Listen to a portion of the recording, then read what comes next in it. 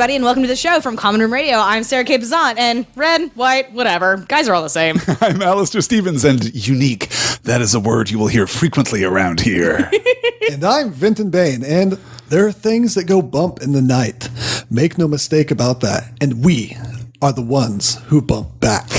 This week, we are looking at Hellboy from 2004, an adaptation of the mid-90s comic series from Dark Horse, and I'm going to run this week's show because we're giving Vinton a week off after your truly epic endeavor breaking down just all of Runaways last week. Every Runaways? I did 2 weeks worth of shows. Yeah. At least 2, right? So you're just going to be able to sit back and relax this week. I'm going to try and put these notes into some kind of order as we talk about Hellboy. You guys, have you read Hellboy before? Have you seen Hellboy before? I've never read Hellboy before, but I do remember seeing the movie back in 2004, 13 years ago. Sure. And 13 years ago, I quite liked it. And now? It's fine. Okay, fair enough. Vinton, what's your history with Hellboy? Well, I had been aware of Hellboy just from, I used to read Wizard magazine and stuff, so I'd see him come up. Wizard magazine was a comic book magazine for anyone who doesn't know. It doesn't exist anymore. It's very sad. Yes. But it was just like for a boy who grew up in the country and had no local comic book stores and got his comics by the mail, Wizard was pretty fantastic. God, that's the most precious thing I've ever heard in my life. I mean, there was no internet, so this had all the articles, the fan castings, the awards, telling you what you should read, and it talked about Hellboy, and I was like, okay, this is a cool looking character. I read X-Men. I don't know what it was. Comics podcasting before there was podcasting. It was. Yeah. That's absolutely true. But then, the movie came out around the same time that the Runaways came out. It was back when I was getting back into comics, having moved even further out in the country, stopped being into comics for a little bit and came back into that. And so I saw the movie and I was like, oh, that's that comic book character that I had seen around. I want to see this movie. So I went and watched the movie, got super into the movie, and immediately started my Hellboy collection. Nice. To this day, I've only read maybe 7 or 8 Hellboy stories, but I own most of everything that's been released. Wow, okay. It's like one of those things where I keep buying them, going, yeah, I'm going to read those. I love the idea of it. I love everything I've read. There hasn't been anything that's disappointed me. I just, for some reason, never get to it. He's a really unusual character, in the landscape of comics, because he is just written by Mike Mignola. We're going to talk a lot about him in the course of the next hour and a half here. He's got a real focus about the characterization, about the kinds of stories that we get. It's a really interesting setup. I'm super into Hellboy. I've read probably more Hellboy, I think, than either of you, and I loved this movie too when it came out. I just adored it. I don't think that Hellboy gets a lot of recognition for the good work that it does, setting out what a superhero movie can be or could be back in 2004, but I really enjoyed going back to this film.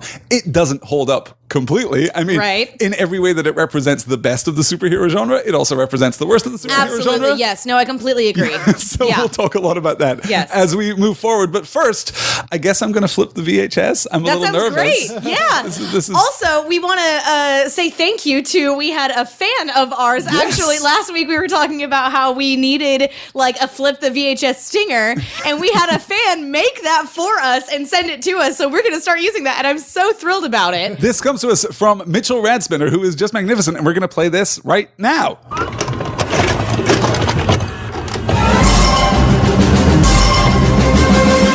Welcome to the ultimate superhero movie. You want an anti-hero? You want a skybeam? You want an eclipse and a mysterious portal to another world? You want a tacked-on love story that we don't, love? Check, check, and check.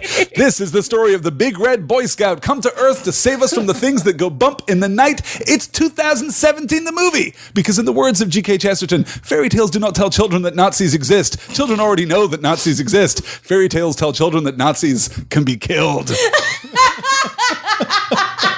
It's Hellboy, you guys. You have my seal of approval. That's all I've ever wanted.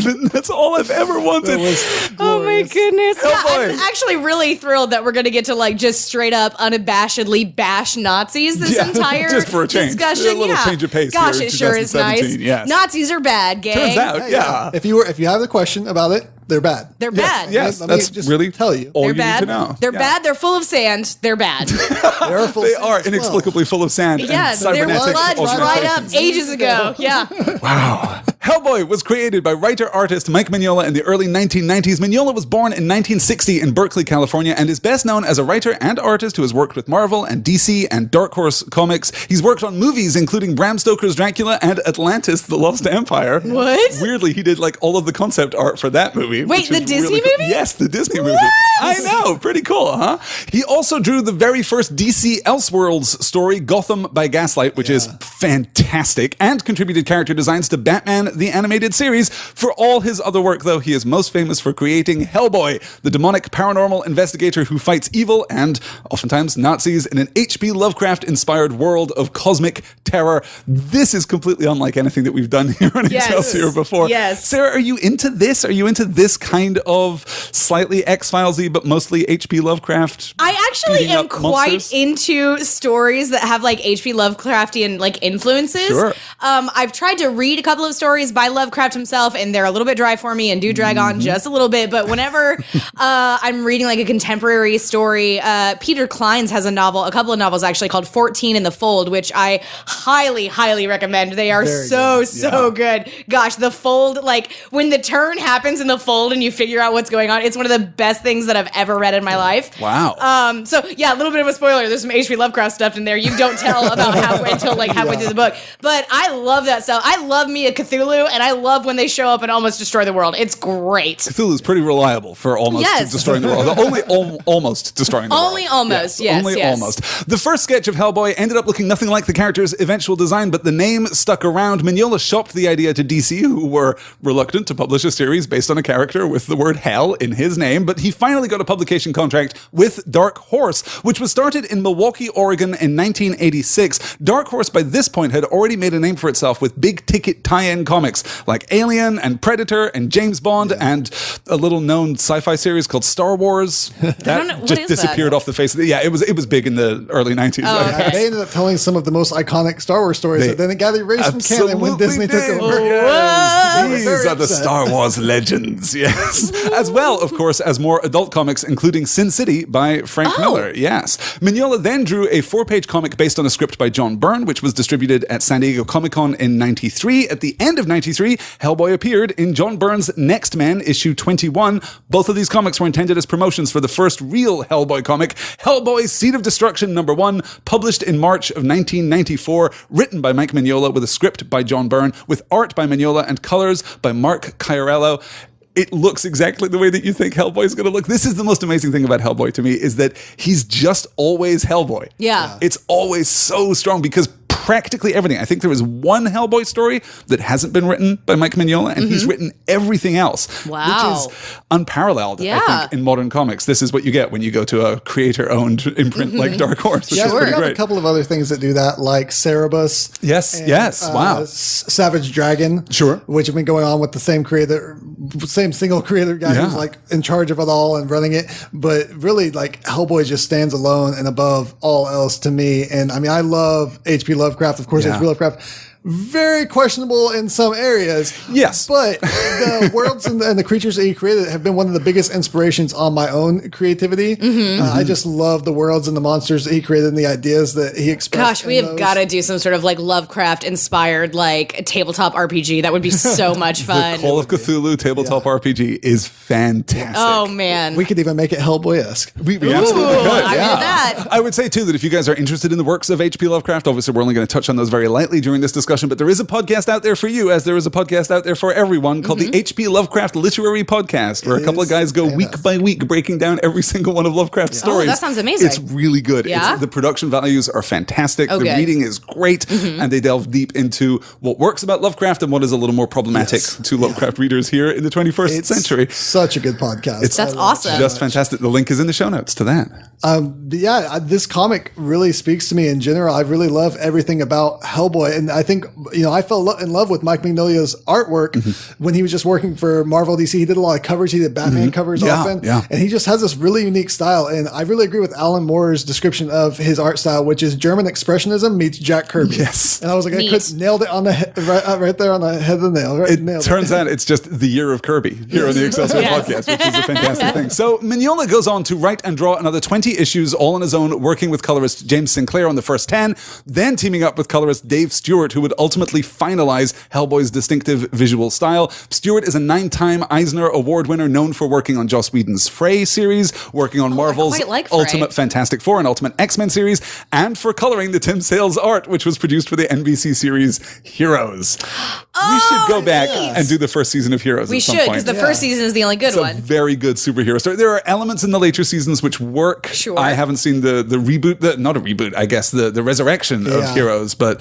yeah, I think your facial expression there, Vin, which doesn't come through on the podcast, I think says everything that we need to know about this way. I think I have 2 episodes left to watch and I never care to finish it. I got that far and I just don't care anymore. So ultimately, there were 57 issues of the Hellboy series between 1994 and 2011, then a 10-issue series entitled Hellboy in Hell between 2012 and 2016, and 16 issues of an ongoing series, Hellboy and the BPRD, since 2014, as well as 3 original graphic novels and 2 movie adaptations, Hellboy in 2004 and Hellboy 2, The Golden Army in 2008. And there is, of course, a new movie coming next year with David Harbour, who we all love from Stranger Things. Yes. Which is just fantastic. I'm really looking forward to that. Right. Guy looks amazing in the Hellboy outfit. Absolutely. I'm very excited. Yeah. It's difficult to picture anyone but Ron Perlman. Because Ron Perlman does just such an amazing job. So it's ridiculous. Fantastic. Yeah. We're going to talk a little about the history of the movie, but there's a great story about Guillermo del Toro and Mike Mignola sitting down to kind of plan out how they would adapt this, where they do this. Okay, on 3, we're going to say who we want to play Hellboy. And on 3, they both said Ron Perlman, which is just fantastic. It's good casting. It is magnificent casting. I think you can argue that the whole movie works because Ron Perlman is just so good. I think any other actor playing that role would have been less impressive. The 2004 movie adaptation was written and directed by Guillermo del Toro, who had demonstrated his skill with superhero movies by directing Blade 2 in 2002. Yeah. I really like Blade 2. Yeah. I really like the entire Blade franchise. I remember nothing about the Blade franchise. Well, maybe we'll watch one of those too. I enjoyed the first two. I don't know if I ever saw the third one.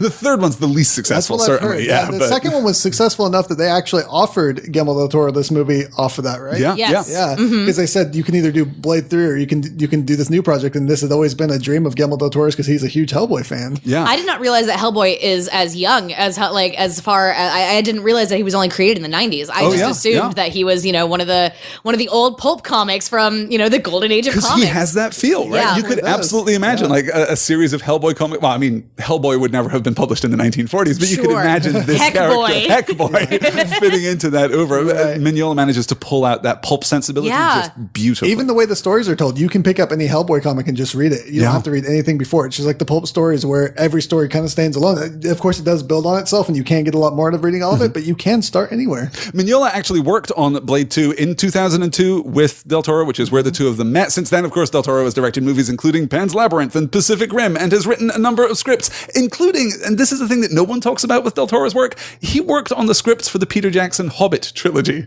He's credited as a screenplay writer on all 3 of those films. There was, I know there was talk of him directing at one point, and I was really sad to find out that he wasn't. No, unfortunately, no. He is a renowned director, I think, famed for that visual style. I think when you think of Del Toro, you think of Pan's Labyrinth as the Pan's Labyrinth is so example. good. It's such Pacific a great Rim movie. is a dumb, good, fun movie, and I am so excited for that sequel. You really like Pacific Rim, I did, yeah. I need to go back and watch that movie again. Everything about Pacific Rim, I quite enjoyed it. We need to talk about Pacific Rim at some point. I was charmed by the trailer for Pacific Rim 2, which I think I saw before Justice League. Yes. I think I saw that very recently. That movie looks great and dumb and brilliant, and I'm kind of into it. John Boyega and a 14-year-old girl running a giant Gundam mech. Yes, please. That's what we need in the world. Hellboy was released on April 2nd, 2004, the same year as Harry Potter and the Prisoner of Azkaban, Spider-Man 2, The Incredibles, and of course Sarah's favorite movie of all time, Shrek 2. You'd admit that Shrek 2 is better than the original Shrek, right, Sarah? What the hell are you doing? What's this bit? Yeah, what is this bit? Are you doing a bit? I'm calling back to a gag reel, which is available over at patreon.com/Common Room Radio. Every week here on Excelsior, we have a lot of stuff that we cut out, and some of it is Sarah shouting about Shrek, because the antagonist in Batman Returns was called Max Shrek. Yes. And you made it so far. You got deep into that podcast. And then it caught you by surprise. Well, it was because we kept calling him Max up until that point, and then Vincent said Shrek, and I lost my gosh darn mind. Speaking of Harry Potter and the Prisoner of Azkaban that came out in 2004, this is a note that I saw that I didn't know. Apparently, Guillermo del Toro was offered directing Alien vs. Predator or Harry Potter and the Prisoner of Azkaban, and declined both of those to do Hellboy. He was very, very popular and remains very, very popular. Can you imagine a Harry Potter movie done by Guillermo del Toro? I can imagine Prisoner of Azkaban directed by del Toro, because we got Alphonse Cuarón doing that movie. That's true. Alphonse Cuarón was very good, yeah. Really Guillermo del Toro. I'm into it very, very much. Hopefully someday we'll get some new Harry Potter spinoff that can be directed by him. Maybe. Maybe. Off of a budget of $66 million, Hellboy took in just under $100 million at the box office with a decent critical response. I think it's around a 68, 70, something like that on Metacritic. That sounds about right. Now, which seems pretty accurate. Yeah. I think it's worth noting that Guillermo del Toro loved Hellboy so much that this was a time when comic book movies weren't as successful as they are today. They were a little bit of a different breed. We talked about that just momentarily ago, but I think this really does mark a changing point. You can kind of feel the tug between old and new comic book movies in this movie by itself. And the studio wanted to do a lot of things to change this story. Of course, we already see that they push in the romance that's not found in the comics, and they push it real hard, just like you'd expect from movies back then. One of the things they wanted to do was make it to where Hellboy was only Hellboy when he was angry, and then he was normally human. Hulk boy. He was like Hulk boy. And Guillermo del Toro fought really hard against those type of things, wanting to keep the character himself as close to the comics as possible. And I think he really nailed it with the character. Of course, I'm sure he had to give way some places to the narrative of the film and different things with other characters. But with Hellboy himself, I think he really nailed the character and was able to keep him safe from the people in charge. Yeah, both the romance with Liz and the entire character of John Myers, basically. Oh my gosh. The studio mandated inclusions here. John Everyman. And neither of them really work. No, they really, really don't. It's very frustrating. It turns out that sometimes studios don't know what makes a good superhero movie. You guys? It's also cool to note that Guillermo del Toro voices Baby Hellboy, the Samuel Monster, Ivan the Corpse, the train driver, and Cronin. He's just all over this movie. Everywhere. He's doing so much. We get a very brief cameo of both Del Toro and Mignola in the sequence where they're chasing the monster through the Halloween party goers. I guess. Let's talk a little about our cast, because we absolutely have to talk about Ron Perlman, who is amazing, who has on IMDb 234 acting credits. Whoa. My favorite thing about Ron Perlman is that the dude works. Yes. He will take any job, and he will do it brilliantly. His work includes, of course, The Name of the Rose, The Island of Dr. Moreau, Alien Resurrection, Star Trek Nemesis, Titan AE, which is a movie that I adore, Blade 2. He got the part in Hellboy based on the strength of his performance in Blade 2. He gave voice to Batman the Animated Series and Young Justice and Teen Titans, more than 30 video games, including the entire Fallout series and the Halo games. He's just everywhere. He's just everywhere and always good, and I like him a lot. There's an autobiography out there that he did, and I've heard it is one of the best autobiographies. I'd like to check that out. Yeah, no, I actually don't know much about the man personally, so I would like to read that. Because he talks a lot about his career and why he works, the way his work ethic is, and it's really cool. Yeah. Also, he's left-handed, which makes me happy because I'm left-handed. There's a cool story behind that. They were gonna try and like switch up Hellboy's like stone hand to be over on the left hand, but in the comics, obviously that's his right hand. And fortunately, because Ron Perlman was left-handed, they were able to keep that true to the character. I thought that was a really cool note. That's great. He was just destined to play Hellboy. He was, absolutely. Is Dave Harbour left-handed? I don't know. That's an interesting question. No, they'll just reverse the film, I guess. Oh, yeah. That's how they do it, right? Yeah, that's how they can do that.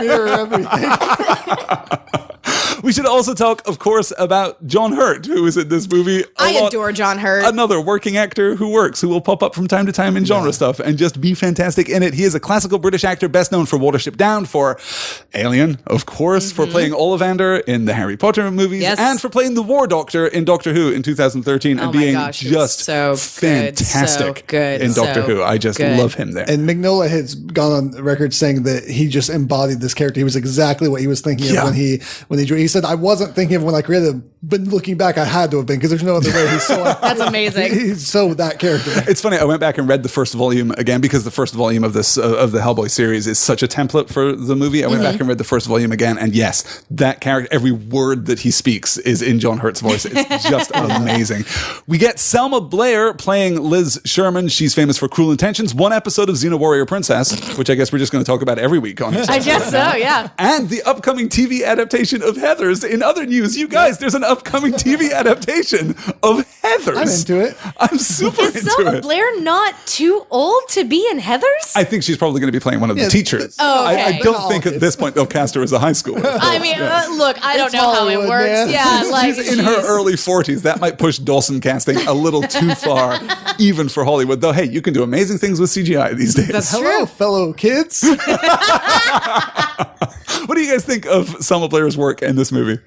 God, I wish they gave her something to do.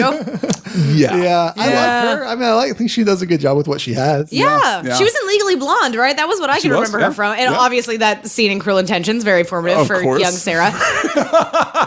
Maybe we'll do a podcast about Cruel Intentions. I don't think we should. I don't think maybe a Patreon exclusive we could put behind some kind of barrier for people.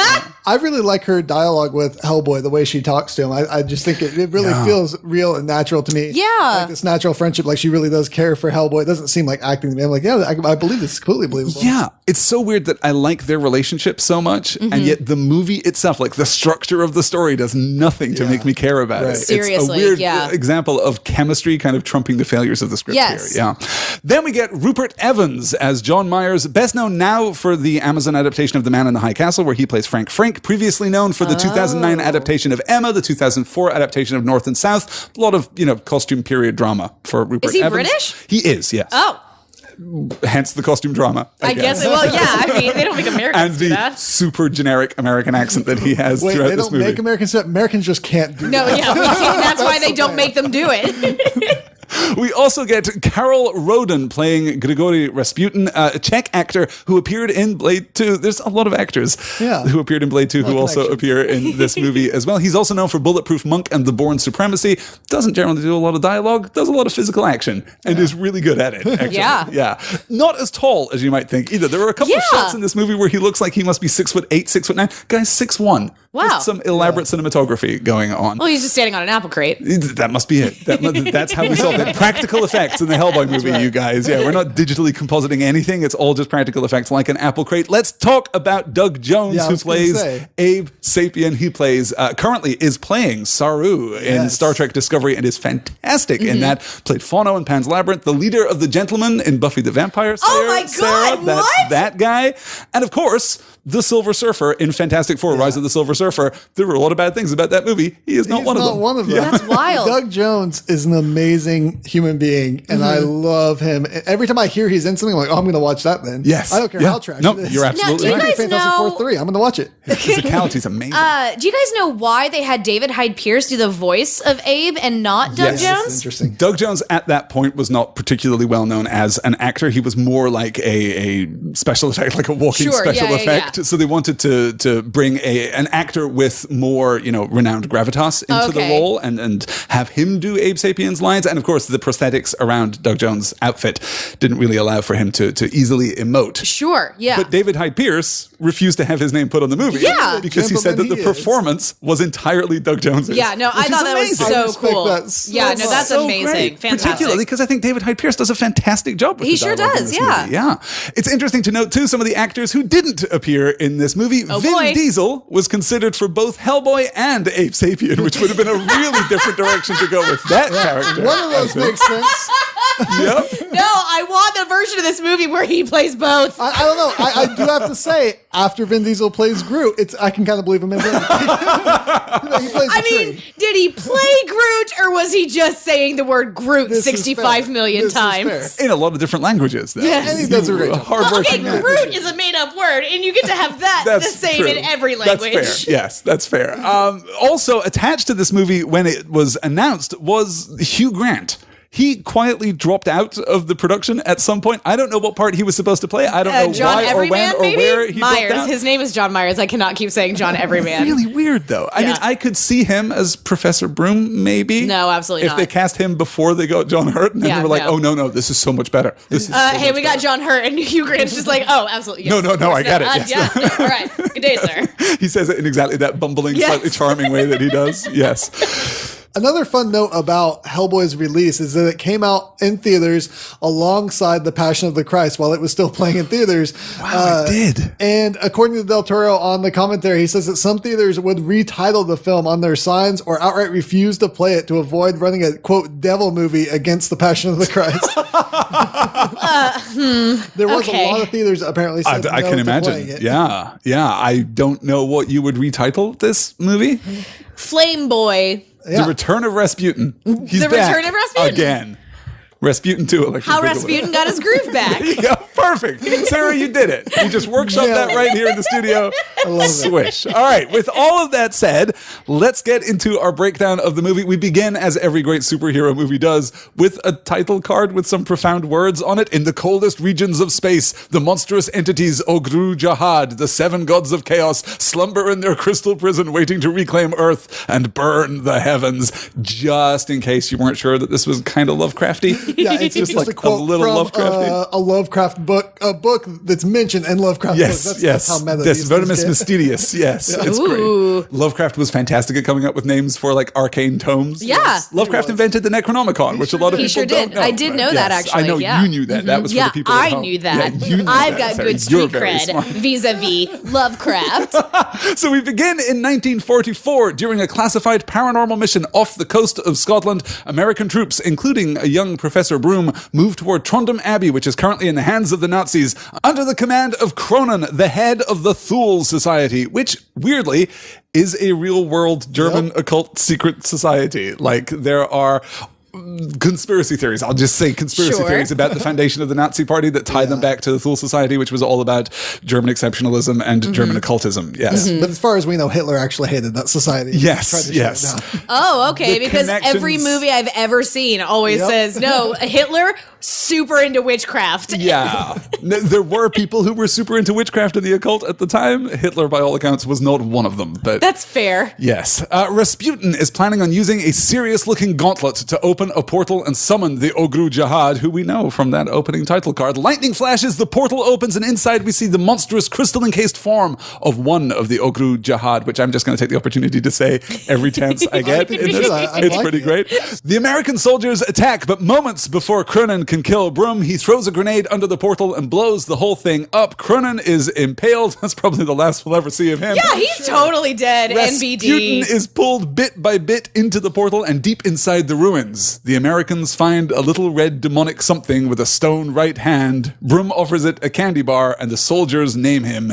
Hellboy. Yeah. What do you make of this origin story? This is our origin story in 10 minutes at the beginning of the movie. If you I have think to it's do an really origin good. story, do it like this. Yeah, right? no, This I is think it's so really fast. great. Yeah, I think it's really, really solid. And I do think that the effect of Rasputin, like, liquefying and being sucked into hell space, Yeah. that was a pretty good effect that still held up. I was actually relatively surprised by how good the effects still look now today. Yeah. For the most part, they're pretty good. There's only occasionally where you're just like, ooh, 2004, we were still learning. We were doing our best. We didn't know. We didn't know. We didn't have the technology. But for the most part, I still think that this film looks really, really good.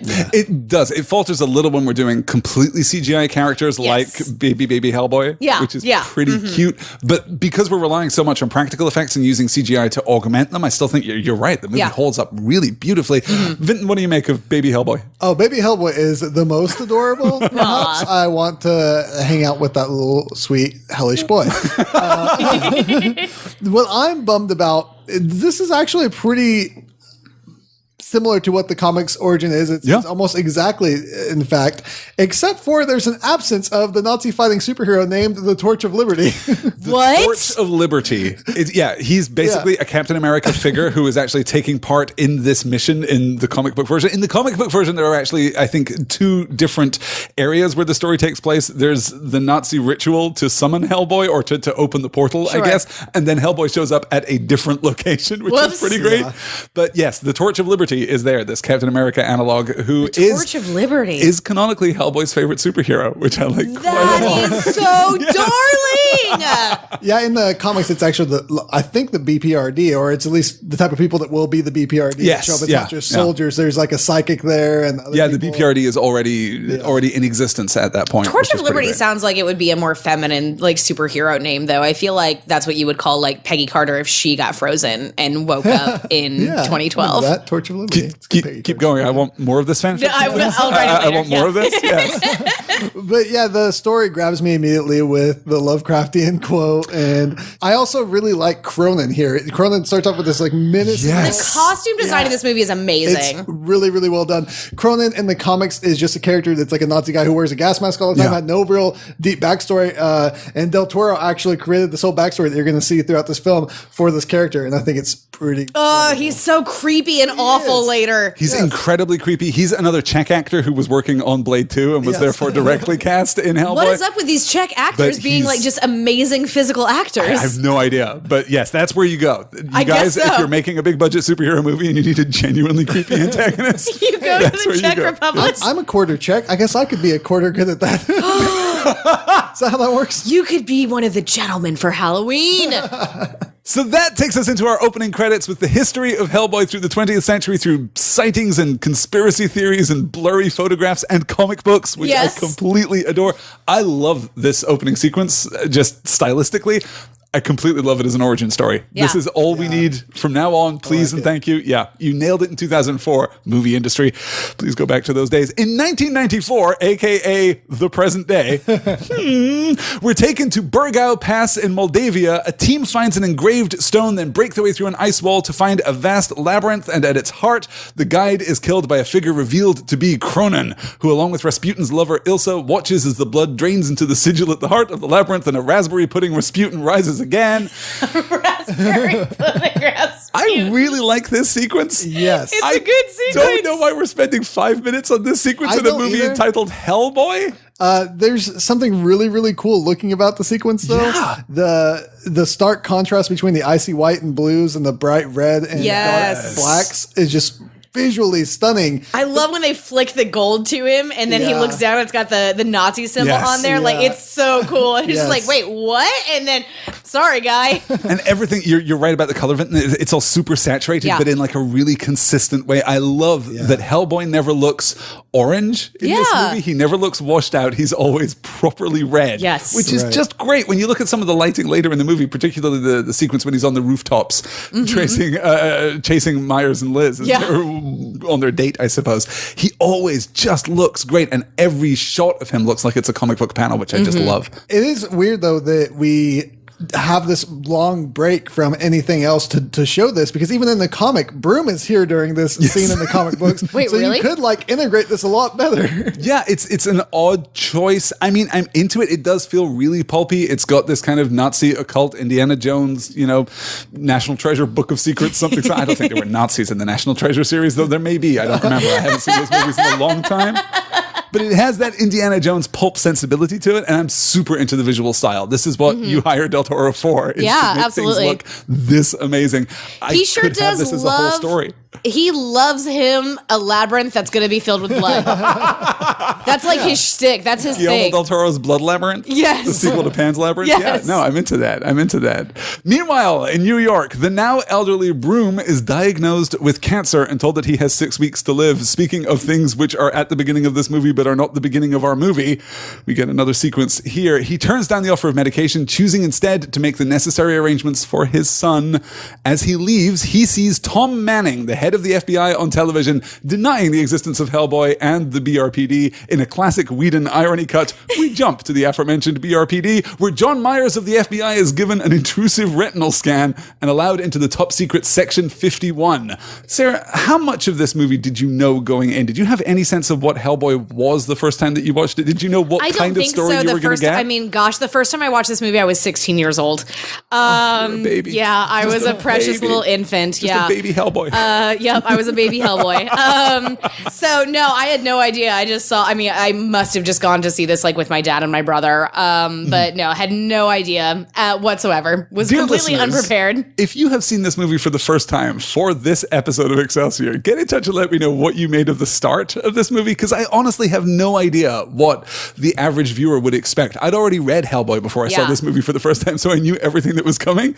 But it's a weird structure here. We get a lot of false starts. Vinton, how did you feel about it this time? This time, I mean, I was just into it. I knew where it was going. I could remember quite a bit of it. I can't remember what I thought of it the first time I saw it and what my opinions were of going in, because I only knew the character. I didn't know anything about the story itself. But the second time through, I expected these things, and so I was just really into it. I think that's going to be different too now for comics readers who go into this movie for the first time. Now, Hellboy is inextricably connected to the BRPD because that's the title of the book that's currently being published. So you know that he has like a team around him. It's kind of an ensemble cast, which was, of course, true of the original book too, but his name was on the cover.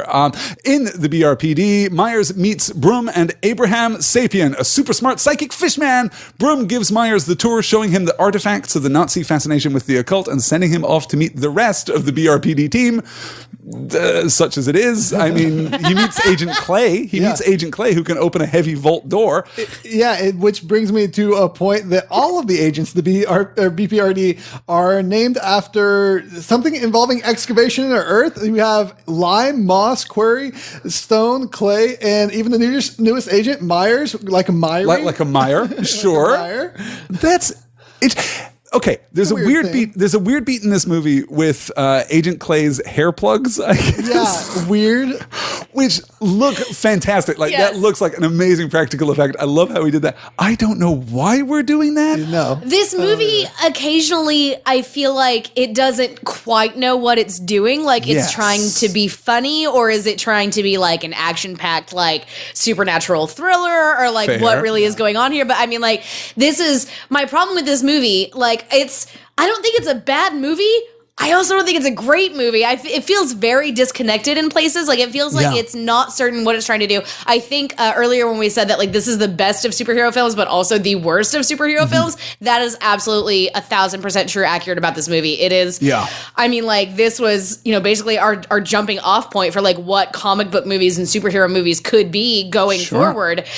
So occasionally, this movie's just a big old mess. Yeah. It is, and there are things about this movie that remind me weirdly of Suicide Squad too, which is not a high point, not a recent high point in the superhero movie industry. When talking about things that don't really fit or belong, I feel like that way about Broom's cancer. It just doesn't seem necessary, and it seems like it never goes. We're gonna anywhere. kill him off anyway. So like what is the point? And we're never going to address the fact that he has cancer. Right. Like it doesn't matter. No, it doesn't at all matter. The only reason it would matter is that beat of him not wanting to tell Hellboy, because there's that relationship there, and it just gives you a little peek into that relationship. There's other ways to do that wouldn't take up so much time. Right. Like the fact that Hellboy keeps breaking out of the BRPD. Exactly. And he's grounded. Like, they already set that up, so you don't need an extra level to that. Like, we already see that. Yeah. And the comics, they're not that close. Yes. I mean, there is that father-son relationship, but the movie presents it in a way closer fashion. They do, which I get because we have so much less time here. Sure. With And these I characters. Actually quite like their relationship. I like the relationship very much too. Yeah. I like it much more, I think, from Hellboy, from Ron Perlman's performance here than I do from John Hurt's performance, but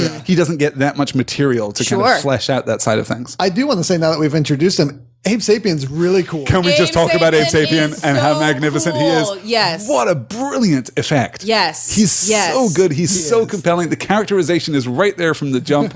I love this character. I had forgotten that, like, he gets sidelined so relatively early on in this movie. Yeah. And I'm so sad that happens. Like, I don't care about John Myers, and I really don't care that much about Liz Sherman. I would love to watch Hellboy and Abe run around solving mysteries the entire movie, please. Yeah. I think it's fair to say that it took Mike Mignola a little while to figure out what he wanted to do with Hellboy. When he originally came up with the concept, like, the first draft of Hellboy was this was going to be an X-Men style team adventure book. It was going to be an ensemble cast. And then he kind of refined it down to Hellboy plus some co-stars.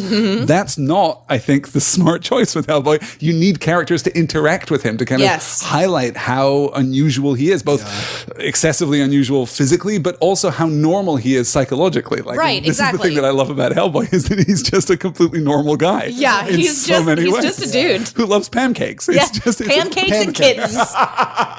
We'll talk more about pancakes when we get there. This is our introduction to Hellboy, though, as Myers goes into his room behind this giant vault door. We see the mounds of food being delivered, and we get Ron Perlman in the shadows for a good long time. How does Myers not see him? He's literally 8 feet in front of him. An amazing character introduction. It's really good, though. Sarah, what do you think of the physicality of Ron Perlman? Oh, I think he looks fantastic. Yeah, he's amazing. Yeah. Yeah, he looks perfect. There's a lot of prosthetic on that character to make him look the way he is. Yes. He is basically covered in prosthetic. You might not realize that. You might think that those are his actual muscles. No, they're not. He's wearing prosthetics on almost every inch of his body. Apparently, the only thing that of his that you get to see in his costume is his eyelids. Everything else is his makeup and entire prosthetics. face actually has a prosthetic layer over it, which you can actually see a couple times in the movie where he's delivering a particular line of dialogue, and it's like, oh, your face is not moving like a human face does. Which apparently they had already had a face mold for him for when he did Beast for Beauty and the Beast. Oh, right, yep. sure. We didn't even mention that. Ron Perlman's role in the Beauty and the Beast TV show. Yeah. Definitely go and check that out, everybody. That holds up super well. So after some awkward introductions and alarm sounds, and Myers and Hellboy go out into the world to fight some monsters in a garbage truck in New York City, Abe and Hellboy talk about someone named Liz who left at some point in the past. Vague proper noun backstory exposition. It's fine, you guys. Then they arrive at a museum where Broom tells them that a 16th century statue has been destroyed and a powerful entity is now loose in the museum. Don't worry if this exposition passes too quickly for you, because we'll circle back around to it in a scene in just a little bit. Yes. And we'll get to actually see it happen. Why don't we see it happen now? Who can say? I really love when that alarm goes off to sound their mission, and Hellboy says, hey, they're playing our song. For some reason, that line really gets me. I think that's a big thing with this movie. There's not any lines that would stick out if I read them on paper. They're like, that's a good line. But the way they're performed in the movie, I think are really well done. I think it's just Ron Perlman. He's just really great at performing these things. The performances are fantastic throughout. Yeah. Sarah, what do you think of this call to action? The first alarm that we get going out in the garbage truck. Does this feel like it's too much detail, that there's just I adore it. I like all of this. So it feels like deep world building to you rather than feeling just like, here are a bunch of things that you have to know about. We already just did like a bunch of things I was supposed to know, but now I finally feel like I'm on solid ground again. Like I'm actually following these characters through some stuff. Again, don't really care about the pronoun game and who is Liz. I don't give a shit. Yeah, it's tough to care at this point, or indeed any point. At all. Hellboy goes in alone, finding dead guards and slime and Samael, the Desolate One, a demonic creature who has feasted on some of those aforementioned guards. It tries to run, but Hellboy shoots it, only for Abe to reveal in a cutaway that I actually really like that Samael isn't as dead as Hellboy thought. I like the interaction between the two of them. The Hound of Resurrection. I don't like that. Sarah, you're absolutely right that Abe gets sidelined by this story later on and spends the third act, in fact, just recuperating. Gone. He just Natasha'd right out of there. It's too bad. He's so good. There's a lot of good lines here, too. I really like that Hellboy has made his own bullets, and they have like everything to kill every monster. And holy water, cloverleaf, silver shavings. Yeah, white oak. Yes. Bullet. Thank you, Hellboy. Covering all your bases with the woiks. Yeah. And then when Abe's like putting his hand on the door, trying to sense what's on the other side, and he says, behind this door, a dark entity, evil, ancient, and hungry. And then Hellboy says, oh, well, let me go in and say hi. It's such a great... Yeah, you're right. The chemistry is so strong. Such a great counterpoint between the two of them. Then Abe teasing him behind his back to Myers saying, no, something about this whole lonely hero thing. He doesn't like help. Which feels like that's a point that we're making, because we'll circle back around to the idea of him being alone at the end of the movie, but we sort of like dip our toe in, but we do not jump straight into that pool, because again, we end up being way too focused on like this stupid love triangle that they jam into this movie, which I have no interest. I was talking to my husband about this earlier. We watched this movie together, and it's like when we get to the climax of this film, suddenly it's very, very important that the idea of like, you're not destined for evil is a choice. Yes. We didn't talk about this through the entire movie. Not like at all. Not like at all. And now it's like the thing, like the biggest thing that stops the Cthulhu monsters from destroying everything. What? Yeah. Why did we not focus on this the whole time? I feel like the story feels disjointed because the influence is taken from separate stories, and they didn't meld together perfectly. Yeah, they don't. No, you're absolutely The main story with Rasputin is taken from Seeds of Destruction. Yeah, but the whole idea of his hand opening up something, his original name, the corpse specifically, these are all taken from separate stories. They were added in and pushed in. So I think some of these things do feel disjointed because because they aren't from the same story necessarily. Yeah. And structurally, you're right. We get this weird kind of half emphasis on this theme of being alone or working with a team, which is fine. We've seen that in superhero movies countless times before. We have the love triangle that never really connects to anything around it. And then we have the most interesting theme, this theme of choice and what defines a man, which apart from our opening narration from Broom, and our our closing ending narration from Myers, that's it. That's all we get on that topic. Nothing. What makes a man? The script, I guess. The script does, yes. The necessity for him to be a hero at the end, I suppose. It is worth noting that one of the nicknames of the Samael creatures is Seed of Destruction. Yes, which I really the comic that this is inspired by. So Hellboy and the Samael fight, and Hellboy is thrown clear out of the building, and in the alley outside, he is approached by Rasputin. When he tries to fire, the image of Rasputin disappears, and he is attacked once more by the monster. Myers appears and shoots the demon, but Hellboy doesn't want the help right now in this specific instance. He chases Samael through a crowd of Halloween partygoers, which, as I mentioned earlier, this is where we get our cameo from Mike Mignola and from Guillermo del Toro. But when Myers is almost hit by a truck, Hellboy intervenes, and hey, doesn't that feel a little bit similar to a scene in Stranger Things season 2? I'm not going to say more than that. Like Winter Soldier and Winter Soldier, Civil War. Yes. This is 2004, you guys. 2004. Yeah, we lifted this scene for everything from this point forward. I do like the cheesy joke, red means stop. Yes, it's a good delivery. I think more than a good line, but bad line, good delivery. What I love about this, you're right, we've seen this a couple of times now, a scene very much like this. I don't think I've seen it look better than it does in Hellboy. It looks amazing. Yeah. There's a lot in Hellboy. There's a lot of wire pull in Hellboy. Yes, Everyone's being pulled by wires, which is very noticeable a lot of the time. And I don't really when he's on the bridge later, you see him like lift 6 inches off the thing as he's running. But here, it looks good. I like it. No, it looks great. Yeah. It is a weird consequence, I think, of the preponderance of practical effects in this movie, that the action sometimes feels very slow. It doesn't quite have that zip that you can get with CGI, but I'll take the weight and the physicality of it over the rapid pacing of it any day of the week. Right. It really, really works for me. The chase continues into a subway. A train runs over Hellboy, which we play for a nice joke where he sits up and his horns are smoking. Well, when the train driver is attacking him and he's like, hey, I'm on your side. And the train director's like, sure. You look like Satan. And as you said, the voice of Guillermo del Toro, which I really love. Yeah. Then Hellboy reaches out for the third rail, electrocuting Samael, not necessarily playing fair with the audience who doesn't know at this point that Hellboy is immune to lightning and fire, but hey. Like, first of all, aren't lightning and fire two different things, technically, in the most technical sense? In the most specific and pedantic of senses, yes. I'm fireproof and electric proof, but I guess. Horns aren't, as we saw just moments before. Yes, they can certainly get frictioned off by a passing subway train. Yeah. Hellboy tells Myers at this point that he is going AWOL for a while, and the whole movie just slows right down. I got on Twitter at this point because I didn't care about the movie anymore. The Sarah Kate Pesant Twitter Index, this is a website that we should start. You know how there's that website, 1P, that tells you when it's safe to go to the bathroom if you're watching a movie and you don't miss anything important? Yeah. We need the Sarah Kate Pesant Twitter Index to tell you when a movie is going to be boring. Yeah. It'll just, it definitely It just sends you a notification on your phone. Well, yeah, we'll have an app, and when you start watching a movie, you push the button, and at that point in the movie, it'll just bring up a little notification and say, you can check Twitter. You can check Twitter. You can check your Instagrams. It's going. You got 5 minutes. You got 4 minutes and 30 seconds. It's going to be fine. Yep.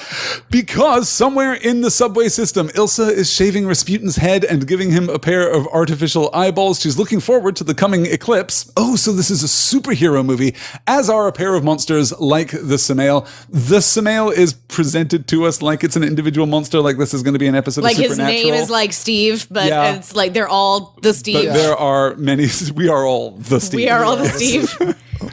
Well, that's funny that you say that because I completely forgot that Rasputin stuff was even in that part. I saw it went straight to the Samael and its eggs. The completely unnecessary artificial eyes kind of confuse me. It's really weird, right? Because it's like, we got to give him these artificial eyes because, like, they liquefied and got sent to... his whole freaking body got liquefied. You got that all of back. It, the whole thing, but like, not the eyes. Not the eyes. They don't come back. The eyes are the window to the soul, I guess. Ooh, and Matrix was really popular, and people really like those weird small glasses. God, they love those weird small glasses. That looks so 1998 in 2004. Yeah, you like... Pretty great. You like Rasputin, but what about 10% Morpheus? Go on. At Bellamy Psychiatric Hospital in New York, where everyone inexplicably, by the way, has a British accent. Yeah, what the heck? Like, I like that joke. There's a big man in red outside. Oh, Santa Claus won't be here for a month. Like, that's a good joke. Also, it's Halloween. Santa won't be here for 2 months. Santa is not a Thanksgiving holiday man. We don't know how Santa Claus works in the Hellboy universe. That's just fucking deep preposterous. world building. You don't know that the person talking to that other person isn't also a patient who's insane. I mean, I was presuming that it was a nurse, but I suppose you're right. But if you Very look closely, true. Doug Jones is also in Yes, this. he is. Yeah, right at the beginning of the shot. It's pretty great. Liz and Hellboy talk after he offers her some of the beer that he pickpocketed from a couple who were just trying to have a nice Halloween. Hellboy. They're just making out on a bench. They're just there with their Bud Light or whatever it is, their cheap domestic beer that he did them a pilfers. favor, she said, as she drank Coors. Back at the museum, meanwhile, Abe gives Brum a vision of the past, and we get to see the release of Samael by Cronin and Ilsa. Cronin effortlessly kills the security guards who come to investigate, which is a really great scene. Like, I love how much Cronin shows off. It's unnecessary, It is but I completely adore it. unnecessary. It's just like, I can kill you in 2 seconds, but watch this. Hey, look what I can do. Yeah. Hey, check this out. See me spin, see me move. Look at it spin. He reminds me of Valdo from the old Soul Calibur Yes, games. yes. That's I literally so good. made that joke. Literally made that joke. Especially when he Absolutely climbs right. off the wall and does the weird Oh thing. my gosh. Okay, Yeah. and it's so wild because like I know that guy just did that. I mean, not obviously the wall climbing, but whenever he's like crab walking and then like just Yes. comes back up, like a human being just did that with their body, which is wild. It's inhuman. It's Yes. very, very uncomfortable to watch. Yeah. There's a few quotes I enjoy here when Manning says, "Hey, fish stick, don't touch anything." For some reason, I like that line a lot. But then Abe's reply that, "Don't worry about fingerprints, never had any." It's a good delivery. It's a really good delivery. I just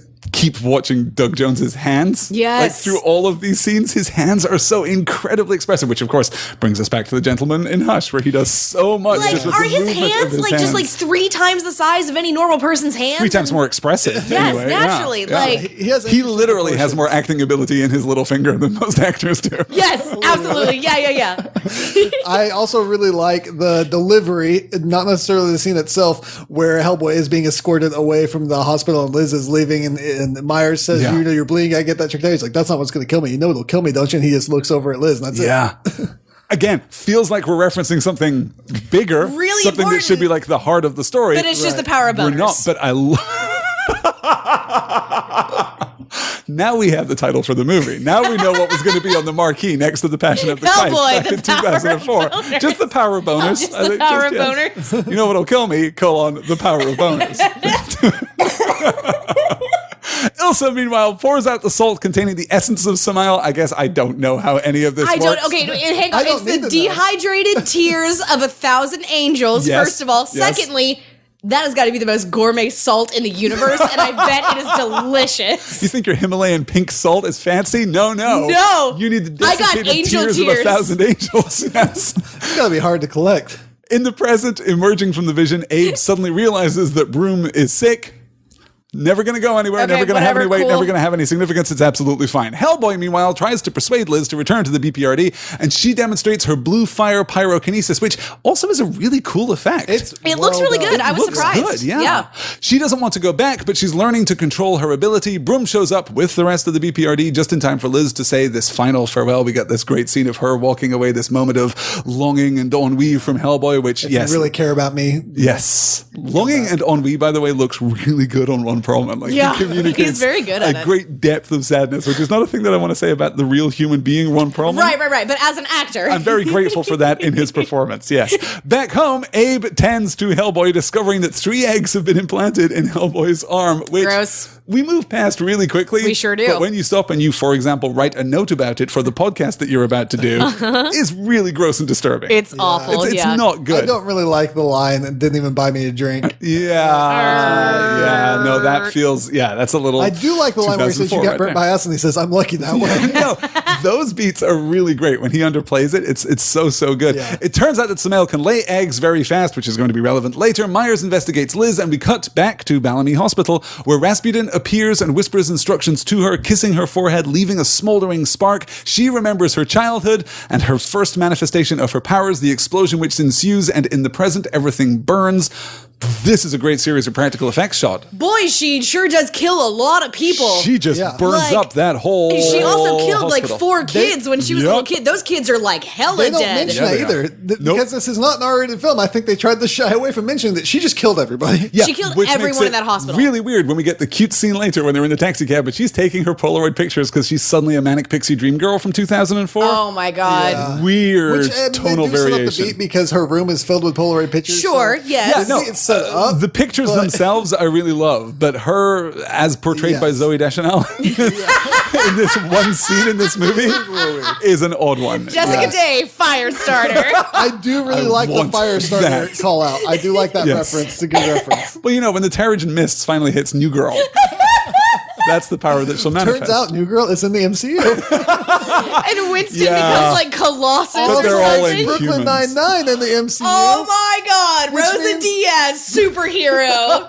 Bisexual super babe. Already a I need her to bisexual be, super babe. America Chavez, though. I need there to be a change. You're right. No, Stephanie Beatrice needs to play America This Chavez. is no longer going to be an MCU anymore. Sorry. At the BPRD, Myers brings Hellboy a giant platter of pancakes. Vinton, will you tell us about the pancakes joke?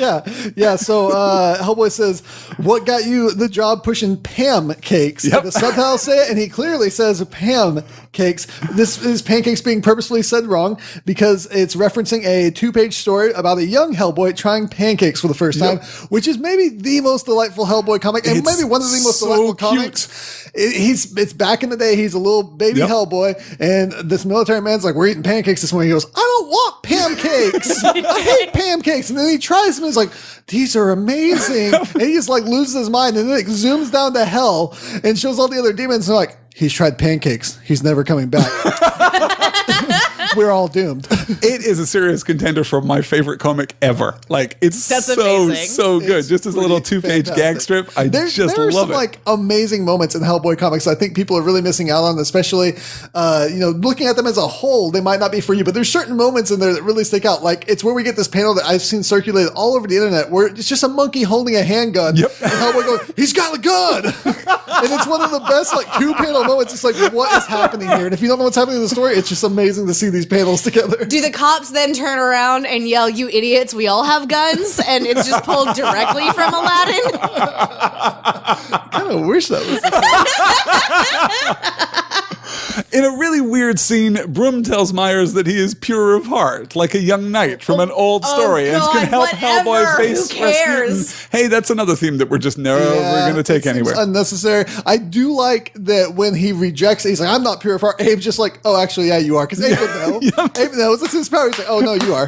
Don't worry." It's fine. Abe, psychic, sexy fishman who can determine whether or not you are pure of heart. I'm sorry, one of those words. Psychic? Nope. Fishman? Sexy? Yeah. Is Abe Sapien sexy? Like, did you see his bod? Like, Okay. damn, son. Yeah, I can see it. They literally made a movie about a sexy fish man. Like, Guillermo del Toro made that movie. Oh, I thought you were talking about Waterworld. No, that's Kevin Costner. Myers goes to see Liz and invites her back. She has quit 13 times, but always ends up returning. You know what they say, 13th time's the charm. Stick with it, I guess. Pick a Jeez. lane here. In the subway, Hellboy, Abe, and the team investigate, and Hellboy punches through into a cistern, which happens to be close to Rasputin's super secret subway lair. Just coincidentally, I guess. Abe swims in and is attacked by one of the Samaels, while above, Hellboy is attacked by the Cronin. Everybody gets attacked. The Samaels attack the other agents too, in fact, as Hellboy tracks Cronin back into his mask factory and is also, just for the complete set, attacked by a Samael. So everyone, all of our characters, currently being attacked by these monsters, just so we're all And, clear. hey, look, Cronin's even more creepy than we thought originally. Oh my So God. bad. Why did he remove his own eyelids? I don't like it. We're not even at that point yet. That's even more creepier later. You can like see it like through the mask though. You Yeah. see his like Yeah, you creepy can. horde That's right, you can monster see it. Yeah, you eyeballs. definitely can. You're It's right. horrifying. yeah. hate. I like a few of the lines here as well. Abe Sapien saying, "Remind me why I keep doing this," and Hellboy says, "Rotten eggs and the safety of mankind." Sometimes all you need is a very simple motivation. And as much as the whole bit doesn't fit in the movie, I do like the joke with Agent Clay where he says, "This doesn't look like doll's hair. Be honest, what do you think, Red?" And he goes, "I think I'm about getting them myself." I really like that. I don't know what it's for. I don't know what it's doing, but it's incredibly charming. Is it again just like is this part of like the check out Hellboy's humanity storyline that like is quasi important? I would like it to be. I'm also just super reminded while watching this movie that Agent Clay is basically Happy Hogan. This is basically Jon Favreau playing this part. It's Absolutely. very, very similar to particularly the Happy that we see in Spider-Man Homecoming, which I'm a big fan of. I mean, I guess they're trying to show, which this also doesn't fit the movie, so I'm not sure where they're trying to do it. The Clay and Hellboy have a good relationship because Clay's about to die. Yeah, I guess so. That's true. They want him to be mourning over it. Doesn't really motivate him. That it's not necessary. Much. Yeah, I don't know. So Hellboy and the Samael are fighting anyway. They plummet downward into lift shafts, some weird bottom floor of Bespin tunnels or something. They crash down and down and down for what feels like forever, and then crash out into what must be the world's deepest subway station. Right? This subway station is like a mile and a half below the surface of the earth. The subway to hell. It's literally terrifying. the subway to hell. I do really like the subway fight, though. Yes, it's the really subway good. fight is really well done. Yeah. It's pretty awesome.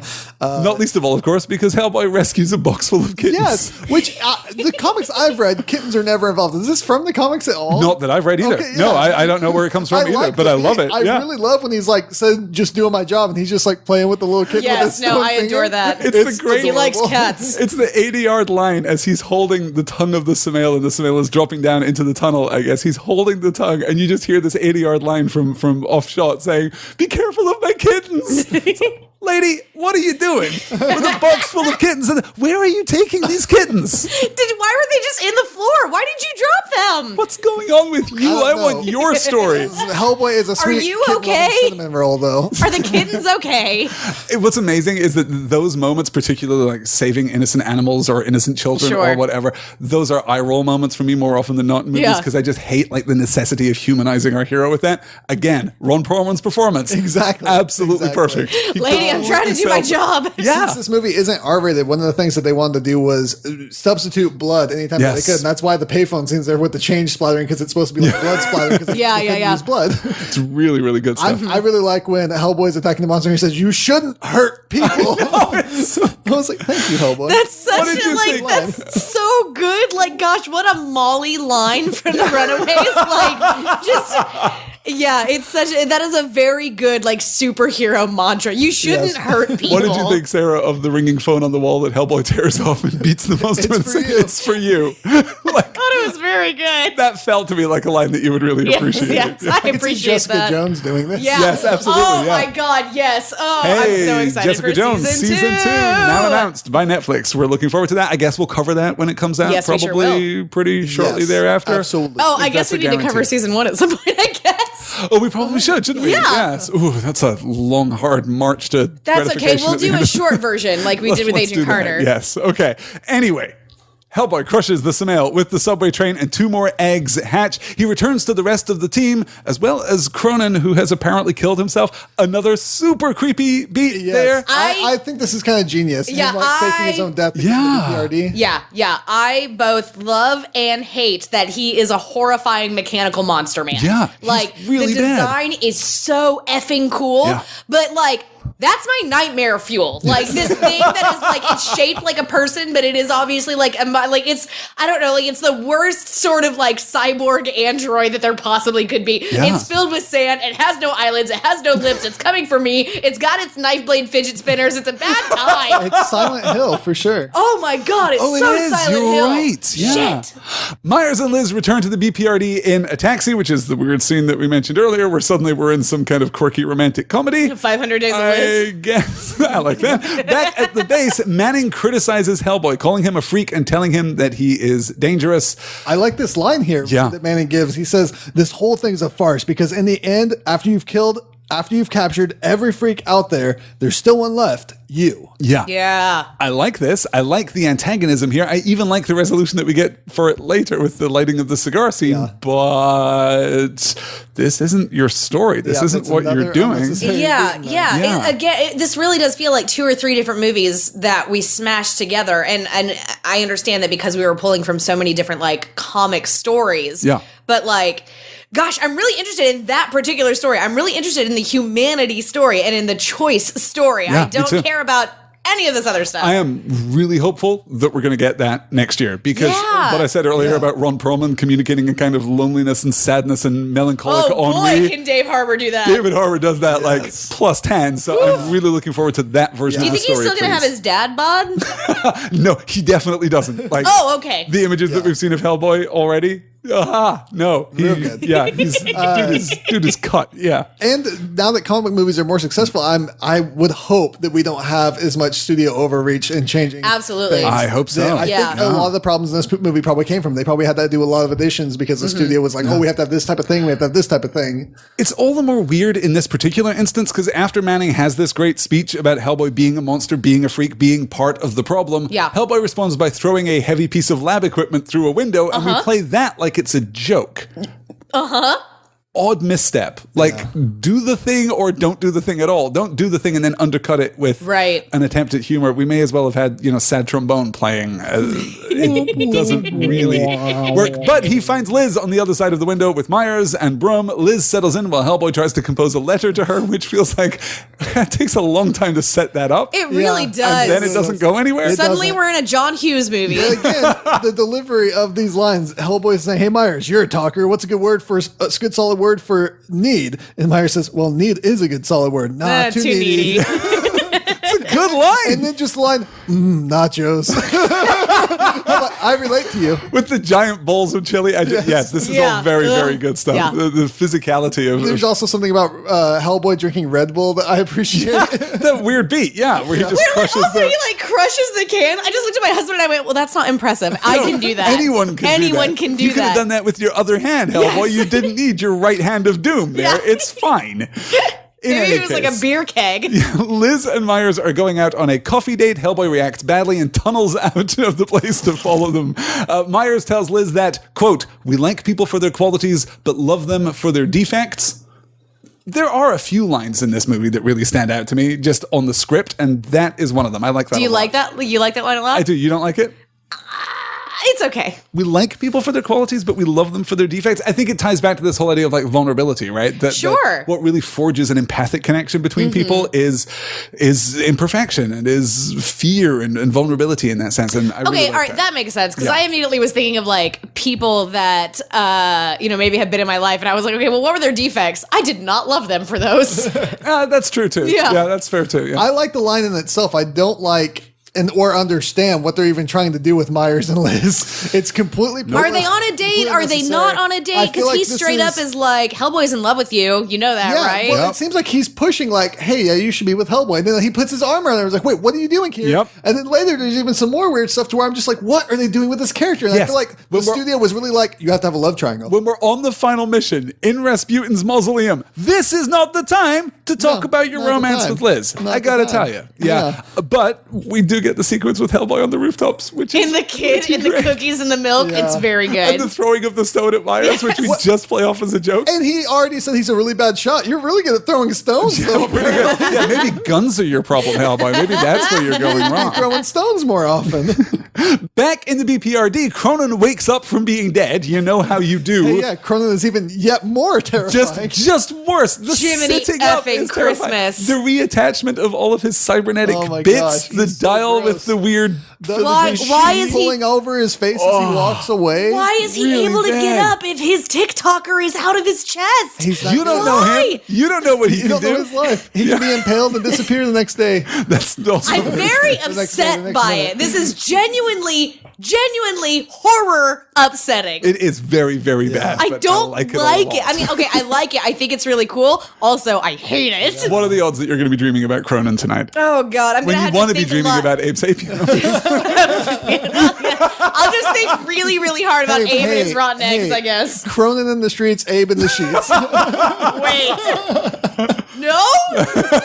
You had to think No about to it all for a of this. second. No. Cronin can protect me in the streets. Resurrected from the dead, Cronin and Rasputin kill Broom after offering him a vision of the apocalyptic future of Earth. Oh, no. After Hellboy opens the portal again. Hey, Broom, guessed your cancer storyline wasn't going anywhere. Nope. Sorry about that. Sorry for all the time that we spent on it, but hey, here we are. It is a good reveal that just like in the comics, that Rasputin has been orchestrating everything to get Yes. Hellboy to a specific place. I like that beat. Yes. that too. Yes. Yeah. No, that's very I good. really like Rasputin being nice to the doctor, saying, "Hey, you raised him. I'm going to give you a quick death. I'm going to give you this That was revelation." really good. That was really good. Well Yeah. done. I really like Yeah. that. Yeah, a no, lot. I appreciated that a lot, like just from a villainous perspective, where it's just like, no, this is just going to be like another breadcrumb to get him to where I need to be. But like, we don't got to be uncivil about it. It's No. going to be a quick death. It's just, fine. he's just pragmatic. And yeah. the line where he says, he disclosed to me the child's true name. Would you like to know it? Yeah. And the doctor says, I already know what to call him. I call him son. Oh, it's so good. It's a It's good very, line. very It good. is. No, this Yes. whole sequence, very, If the very movie good. had Yeah.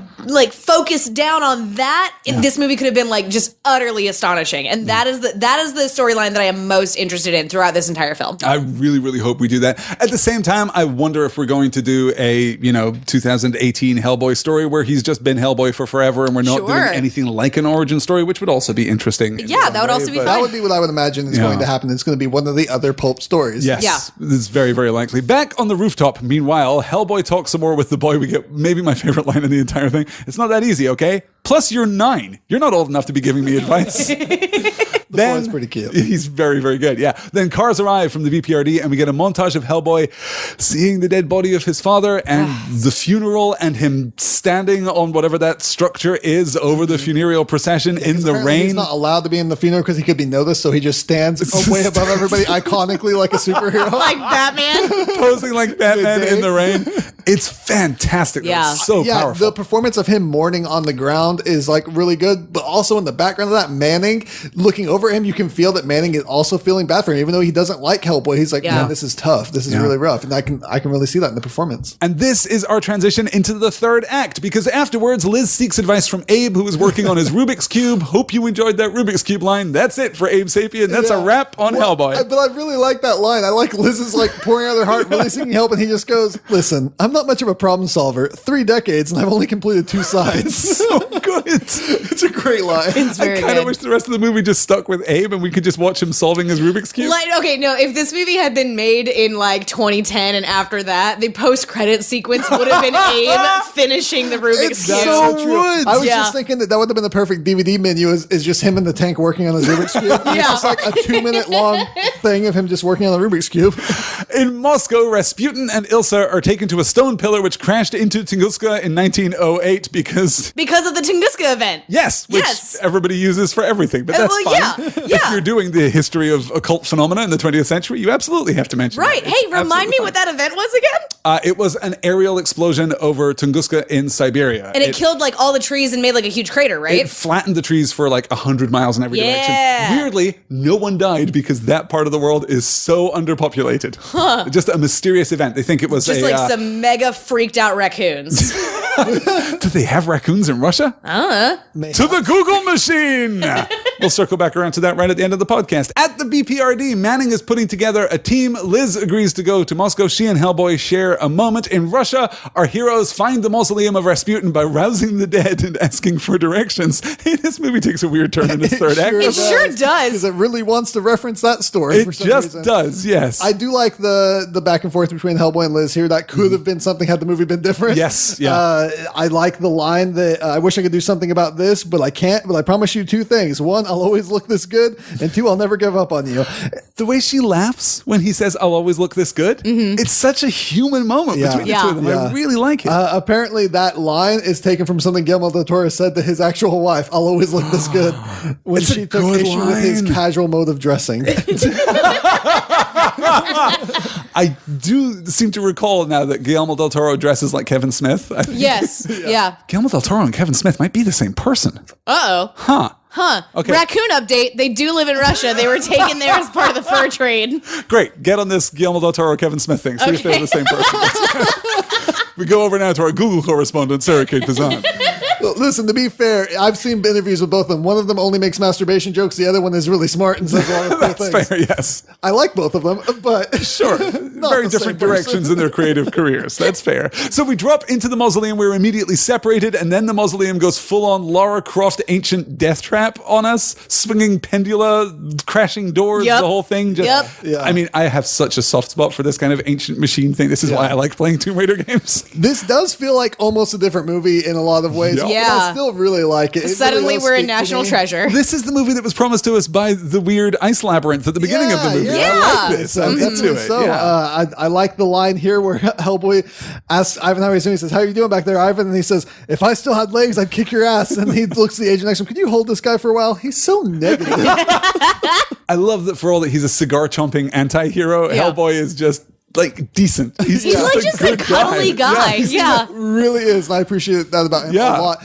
There's this moment here where Manning gets really upset because Hellboy won't listen to him. And he says, "I'm not scared of you. I'm in charge. We go back." And that's when everything falls to hell. Yep. And he just like gets super scared and Hellboy has to take control of the situation. Yeah. It's a really good moment. Is that Lime who dies at that point with Ivan? Yes. That's Lime that drops into the abyss. Which, just again, another interchangeable agent. He's just, okay, he's dead. And so is the agent named after He's re-dead now. Re-dead. Hellboy and Manning find Cronon's lair, and there is a brief fight. We get the line from Hellboy, "You killed my father, your ass is mine." Not exactly Inigo Montoya, but heading in that direction. And then you get the super creepy laugh. Yes. That laugh, no. That weird, horrible Victrola sounding laugh. Yeah, no, it's the box of laughs all over again, and I hate it. Like a so good version of that. From the Joker, Bag of laughs. 89. The bag of laughs, Batman. right. Manning and Hellboy have a moment then when they discuss the proper way to light a cigar. I love that. I think it's great. By the way, for the record, absolutely right. Never use a lighter to light a cigar. That's right. Use a wooden match. I like that he stresses wooden match. Not a plastic Don't match. use a plastic match. That's a Those are really bad. bad box of matches. They smell real Don't bad. do that thing. It's a really great moment of connection that is, again, just unnecessary because we played their conflict for laughs. We don't need this real human moment of reconnection. There seems to be a beat here where they're trying to say that Manning and Hellboy are a lot more alike than you would think because he's calling back to the line where Hellboy and the kitten saying, "Just doing my job." And he says the same thing to Hellboy, says, "It's my job." I like this. I would like this very much. That's what I'm this paid is for. Not our movie. It's fine. It's also not your job. Speaking of things which are not our movie, this is the point when Hellboy overhears the conversation between Liz and Myers about whether or not she likes him because this is middle school here in the Mausoleum of Rasputin. Now, check yes, no, or maybe. Also, does he like her? Does she like him? Does he care if her and Hellboy are together? I don't know. I don't know. Genuinely don't know. And it's unnecessary to know. The movie pulls you in every possible direction. Do I not know? I do not care. Right? That may be the answer that guides us through the labyrinth to the end of this movie. I think so. I don't know, and I do not care. Because then they're trapped in a room with a half dozen Samael monsters, which, would be terrible if not for the fact that we were just having a relationship conversation. So this feels like a blessed escape. It's just fine. The grenades are primed. Hellboy smashes through the ceiling, killing one of the monsters and hatching two more because we're doing the Hydra thing with them, which is actually pretty great, I think. When Hellboy fights, Myers slaps Liz across the face, triggering her powers. I hate this so fucking much. That she can use her powers whenever. She did not need to. No, this is such complete bullshit because she does not she was sitting on a park bench talking to her not demonic boyfriend, her demonic not boyfriend, rather. And definitely demonic, maybe her boyfriend. Definitely demonic, possibly boyfriend. Anyway, it's all questionable. But was able to summon her blue fire super chill. Wait, she was able to manifest her power just because she has agency in this story? Yeah, is that because what you're she's saying? got control over it. She's been learning to control her own power and don't need no man. I don't think you understand. This was 2004. Movie studios knew that the only way for a woman to be powerful is if you slap her. It's such a weird misfire of motivation so for her. bad. How much more powerful would this be if she just got to her feet and walked out and just did it? Yes. Bombed the whole place out. Approximately 3 billion times more powerful. Yes. Just go in and edit this movie, take that scene where her getting slapped out, and all of a sudden it's awesome. Because there it she is. just takes out everybody, You're saves so Hellboy, and shows that she's super powerful. Yep. Just that lack of focus costing this movie the gold there. It's so bad. So she walks out, destroys everything. All of the creatures, the eggs, everything flammable within like a 4-block radius. Again, just a great practical effect. Yeah, I love absolutely. the fire here. Yeah. Leaning over the Myers and saying, "You should be running." I like that.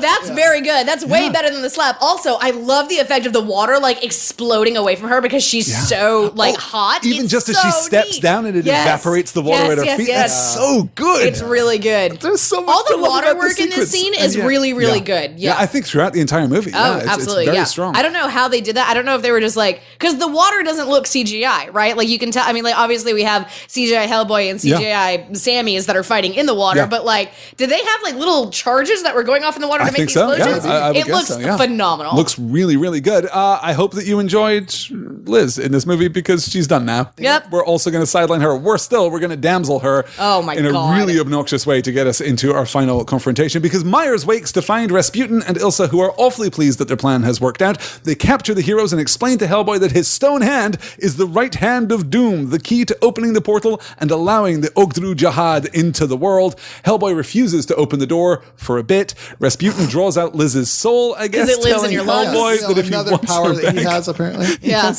I was just, the Harry Potter connection here, Yeah. the Prisoner of Azkaban connection. Oh, in yeah. particular. Go watch movies in 2004. You see a lot of people's souls emerging from their mouths. Because your soul lives in That's your what the voice soul box. does. Yeah, absolutely. Yep. Absolutely. When Ariel gave her voice to the Sea Witch, she was giving over her soul. I like that. Headcanon. Okay. All right. Not bad. Hellboy complies. He repeats his true name. I don't know why we're getting this character turn here. Anongs.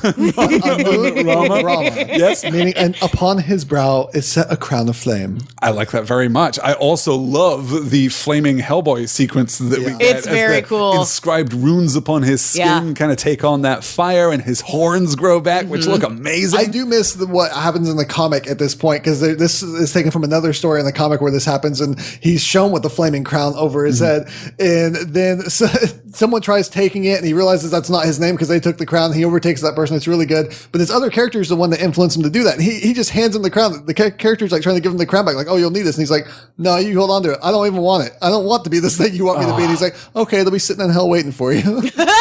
I want a Hellboy story that is about choice. I want a Hellboy story that is about, we are defined, as this movie will tell us right at the end of its running time, that we are defined by the choices we make. That's what I want more than anything. Hellboy goes to the pillar now because he wants Liz's soul back, can't live without her. I don't know. It's in space now? I don't understand. Like, space is hell, hell is space. Yeah. Cthulhu. Rasputin just knows a lot about Liz. I mean, it's probably fair to say that her soul goes to hell after murdering all of those kids and everyone in that hospital. And I mean, I don't know. I guess it depends on whether or not like she asked forgiveness. Anyway, maybe she had time to do that at some point. He pushes his fist into the pillar, and hey, we've got a sky beam. Yay! Wouldn't about time. Without a sky beam. Well, this one though strikes the moon, turning it into a portal. Pretty great. Yeah. That's actually pretty baller as far as sky beams go. It's worth noting that a deleted scene explains the origin of this lock that Hellboy's opening because without that deleted scene, I have no idea where this thing came from. They'll explain that. They just go, "Hey, it's here now." Okay, cool. Oh, cool. Oh, all right. Yeah, sure. Seems definitely fine.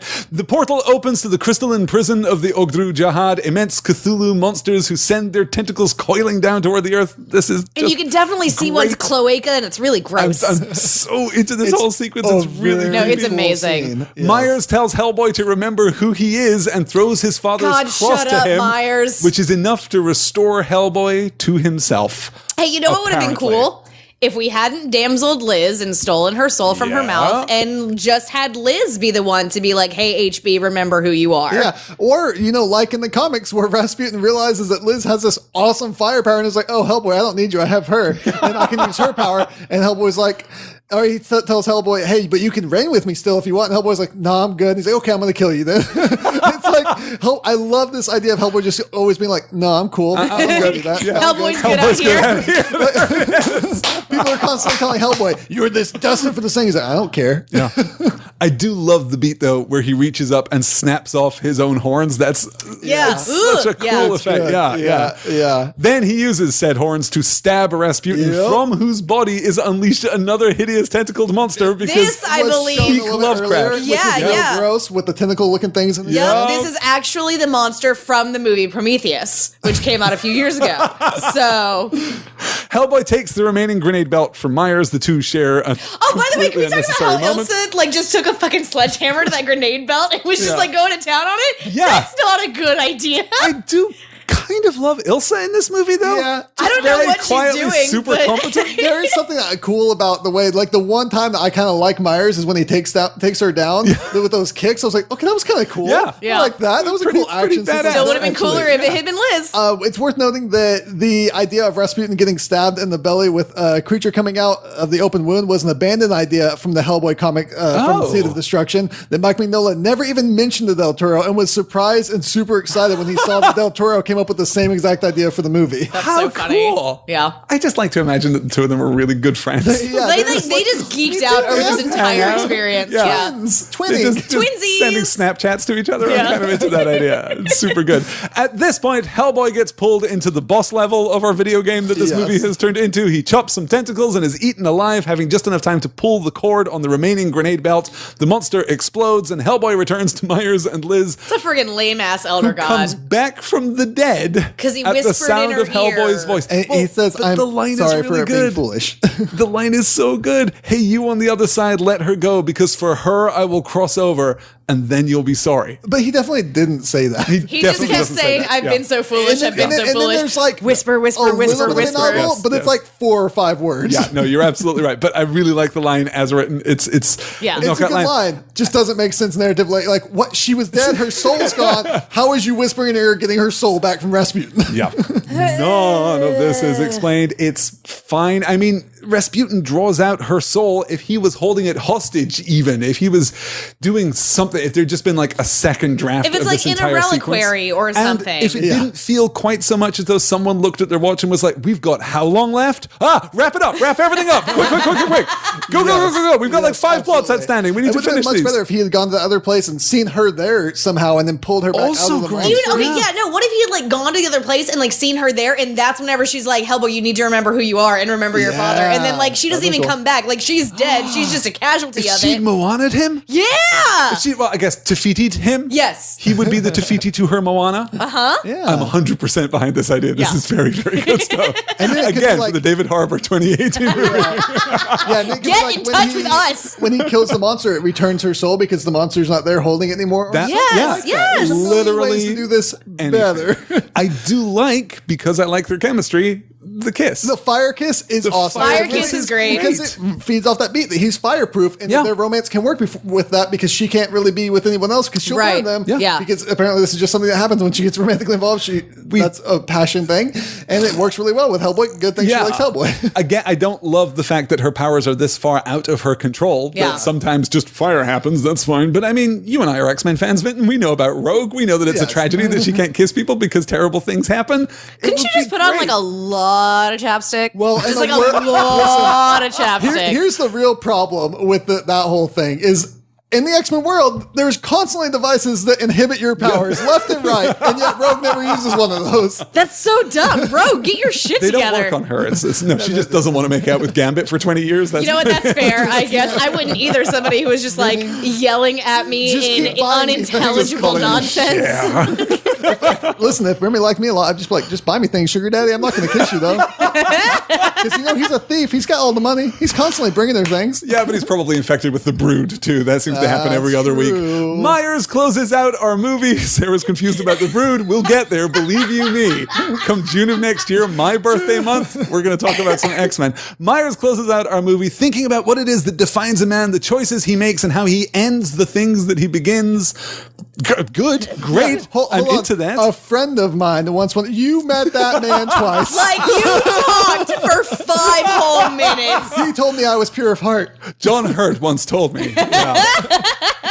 I can't help but like this movie, you guys. I mean, it's misaligned yeah, and a damn yeah. mess for all the reasons that we've discussed. Yes. And yet its heart and Ron Perlman's performance and the physicality of it all and Guillermo del Toro's amazing cinematography. Yes. And it has a funny mid-credit sequence. It does. Tell us about the mid-credit sequence. Manning's still in the temple. Apparently everyone's left him, and he's just like, Hellboy? Somebody?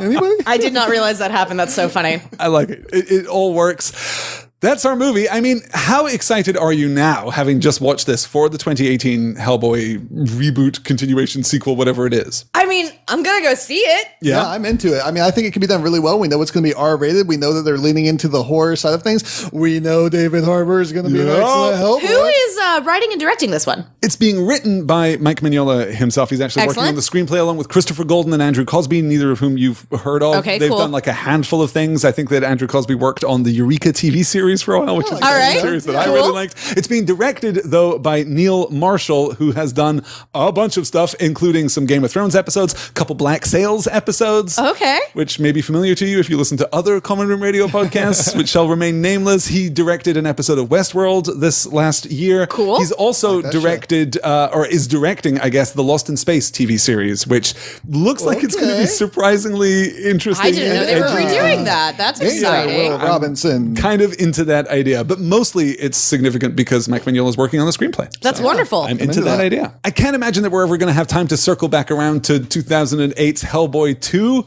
Oh, absolutely. You guys seen that movie? Do you like that movie? It's better. I thought it was better. I remember it being better than the first one. I think it's universally accepted as slightly better, even though Hellboy itself is usually accepted as a pretty good movie. Yeah. The second one is known to be slightly better.